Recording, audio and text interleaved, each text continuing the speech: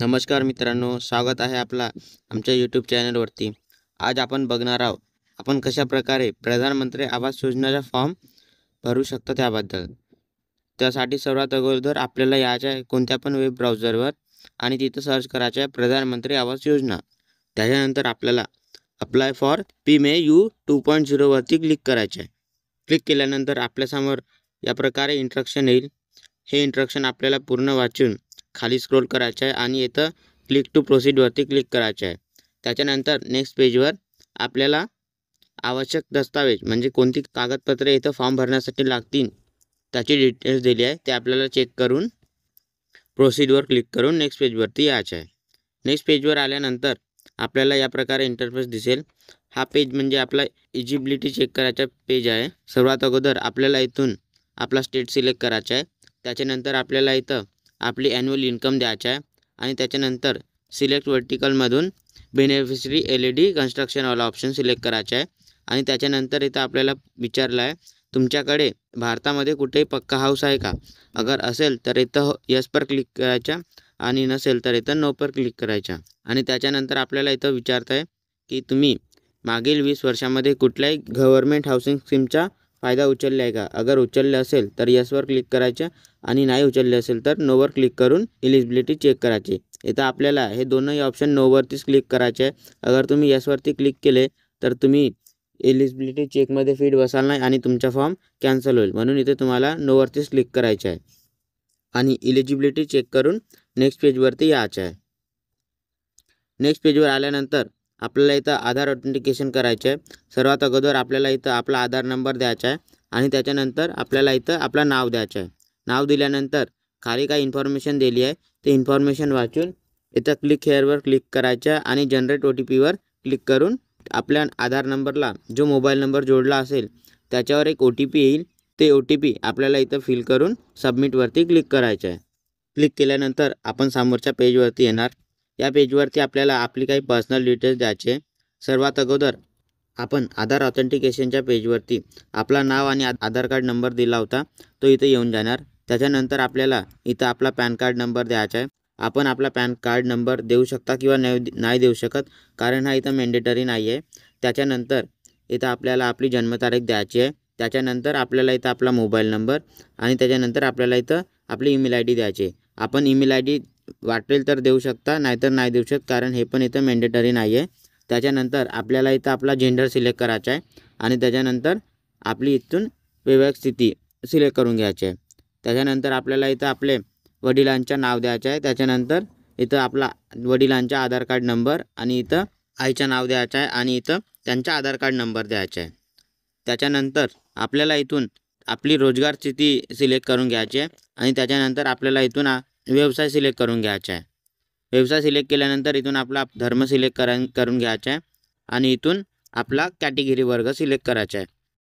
त्याच्यानंतर आपल्याला इथून आपली शैक्षणिक योग्यता सिलेक्ट करून घ्यायची आहे आणि त्याच्यानंतर इथं आपल्याला विचारले आहे की आपण PM स्वनिधी, भवन और निर्माता श्रमिक, आंगनवाड़ी कार्यकर्ता, PM विश्वकर्मा, सफाईकर्मी, झुग्गी चौल निवासी के लाभार्थी याच्यामधून आहेत का. अगर असाल तर इथं यस आणि नसाल तर नो करायचं आहे.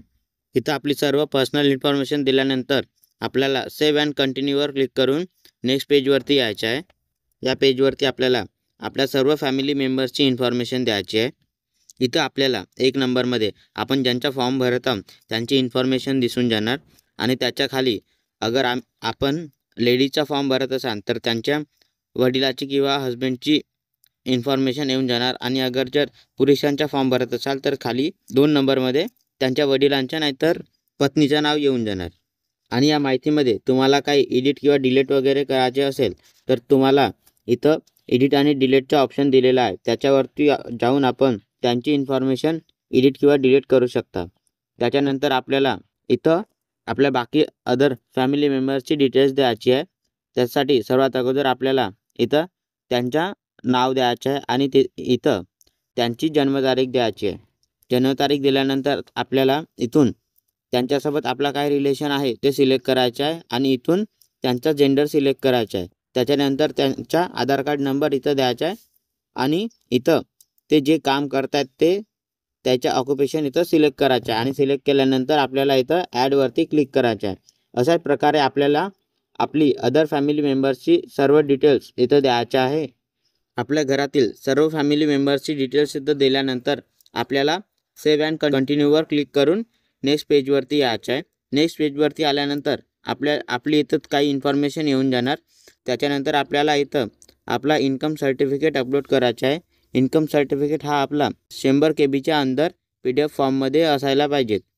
तो अपलोड करण्यासाठी सर्वात अगोदर आपल्याला इथं चूज फाईलवरती सिलेक्ट करून आपण आपला इन्कम सर्टिफिकेट जिथं कुठं ठेवला असेल तिथून सिलेक्ट करून इथं अपलोडवरती क्लिक करायचं आहे. अपलोडवरती क्लिक केल्यानंतर इथं आपल्याला विचारले आहे की आपण या शहरामध्ये किंवा गावामध्ये केव्हापासून राहत आहेत. तर आपल्याला इथून तो सिलेक्ट करायचा आहे. आणि त्याच्यानंतर आपल्याला इथं विचारलं आहे आपल्या घराचे स्वामित्व, म्हणजे हा घर ओन आहे म्हणजे स्वतःचा आहे की तुमच्या रेंट आहे म्हणजे किरायाने आहे किंवा तुमच्याकडे घर नाही आहे, ते इथून आपल्याला सिलेक्ट करायचं आहे. सिलेक्ट केल्यानंतर आपल्याला सेव्ह अँड कंटिन्यूवर क्लिक करून नेक्स्ट पेजवरती यायचं आहे. या पेजवरती आपल्याला आपल्या ॲड्रेसची डिटेल्स द्यायची आहे. सर्वात अगोदर आपल्याला इथून आपला फ्लॅट नंबर किंवा मकान नंबर द्यायचा आहे.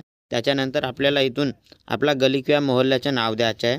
त्याच्यानंतर आपल्याला इथून आपल्या राज्याचं नाव द्यायचं आहे आणि मग जिल्ह्याचं नाव द्यायचं आहे. जिल्ह्याचं नाव दिल्यानंतर इथून आपल्याला उपजिल्ह्याचं नाव द्यायचं आहे आणि त्याच्यानंतर आपला स्थान किंवा क्षेत्र CD किंवा UD आहे ते सिलेक्ट करायचं आहे. त्याच्यानंतर आपल्याला इथून आपल्या शहराचं नाव द्यायचं आहे. शहराचं नाव दिल्यानंतर आपल्याला इथं त्याचा पिनकोड द्यायचा आहे. पिनकोड दिल्यानंतर आपल्याला इथं परमनंट ॲड्रेसची डिटेल्स द्यायची आहे. सर्वात अगोदर आपल्याला इथं आपला फ्लॅट नंबर किंवा मकान नंबर द्यायचा आहे. त्याच्यानंतर गली मोहल्ल्याचं नाव द्यायचं आहे आणि त्याच्यानंतर आपल्याला इथं राज्याचं नाव द्यायचं आहे. राज्याचं नाव दिल्यानंतर इथं जिल्ह्याचं नाव द्यायचं आहे आणि इथं उपजिल्ह्याचं नाव द्यायचं आहे. उपजिल्ह्याचं नाव दिल्यानंतर आपल्याला इथून स्थान आणि क्षेत्र म्हणजे सिटी किंवा विलेज ते सिलेक्ट करायचं आहे आणि त्याच्यानंतर आपल्याला इथं सिटीचं नाव द्यायचं आहे आणि सिटीचं नाव दिल्यानंतर आपल्याला इथं पिनकोड नंबर द्यायचा आहे. पिनकोड नंबर दिल्यानंतर इथं आपल्याला प्रधानमंत्री आवास योजना हा घर कुठं बांधायचं आहे त्याचा पत्ता द्यायचा आहे. त्यासाठी आपल्याला इथून आपला मकान नंबर किंवा फ्लॅट नंबर द्यायचा आहे.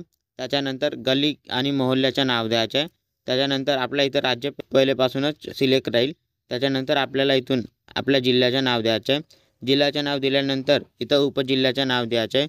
उपजिल्ह्याचं नाव दिल्यानंतर आपल्याला इथून आपण आपला घर जिथं बनवायचं आहे त्याचं स्थान किंवा क्षेत्र सिटी किंवा UD सिलेक्ट करायचं आहे आणि इथून आपल्या सिटीचं नाव द्यायचं आहे. सिटीचं नाव दिल्यानंतर इथं आपल्याला आपला पिनकोड नंबर द्यायचा आहे. पिनकोड नंबर दिल्यानंतर आपल्याला इथं आपल्या जागेचे काही डॉक्युमेंट्स अपलोड करायचे आहे. डॉक्युमेंट्स अपलोड करण्यासाठी आपल्याला इथं चूज फाईलवरती सिलेक्ट करून आपण आपले डॉक्युमेंट्स जिथं ठेवले आहे तेथून सिलेक्ट करून आपल्याला इथं अपलोडवरती क्लिक करायचं आहे. आपल्या ॲड्रेसची डिटेल्स आणि प्रधानमंत्री आवास योजना या योजनेचा लाभ जिथं घ्यायचा आहे त्याची डिटेल्स दिल्यानंतर आपल्याला इथं सेव्ह अँड कंटिन्यूवर क्लिक करायचं आहे. सेव्ह अँड कंटिन्यूवर क्लिक केल्यानंतर आपला फॉर्म इथं सक्सेसफुली सबमिट होऊन जाणार. त्याच्यानंतर आपल्याला इथं आपली ॲप्लिकेशन ID पण येऊन जाणार आणि इथं आपण प्रिंटवर क्लिक करून आपली प्रिंट पण काढू शकणार. तर अशा प्रकारे मित्रांनो आपण आपल्या प्रधानमंत्री आवास योजनेचा फॉर्म भरू शकता. अगर तुम्हाला व्हिडिओ आवडला असेल तर व्हिडिओला लाईक आणि चॅनलला सबस्क्राईब करायला विसरू नका.